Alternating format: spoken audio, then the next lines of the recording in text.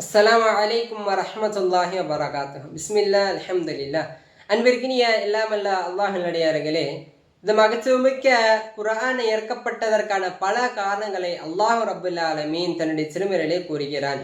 அதில் ஒன்றுதான் கிதாபுன் அன்ஸல்னாஹு இலைக்க முபாரக்குன். நபியே, பாக்கிய பெற்ற இவ்வேதத்தை உமக்கு அருளியுள்ளோம்.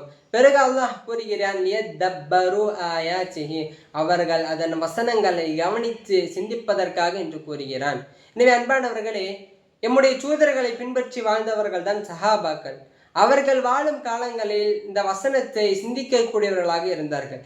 அதனால் அவர்களுடைய வாழ்க்கையில் குர்ஆனுடைய தாக்கம் இருந்தது. மனதாலும் உடலாலும் வீரமுடையவர்கள் தான் உமர் ரலியல்லாஹு அன்ஹு. அவர்கள் ஒரு முறை ஒரு வீட்டை கடந்து செல்லும் போது குர்ஆனுடைய ஓசையை கேட்டுவிட்டு நின்று விடுகிறார்கள். பிறகு அந்த ஆயத்தை கேட்கிறார்கள், இன்ன அஸாப ரப்பிக லவாக்கிய, நிச்சயமாக அல்லாஹுடைய தண்டனை அது நிகழும் என்ற வசனத்தை கேட்டுவிட்டு அந்த வசனத்தின் தாக்கத்தால் அவர்கள் மயங்கி விழுந்து விடுகிறார்கள்.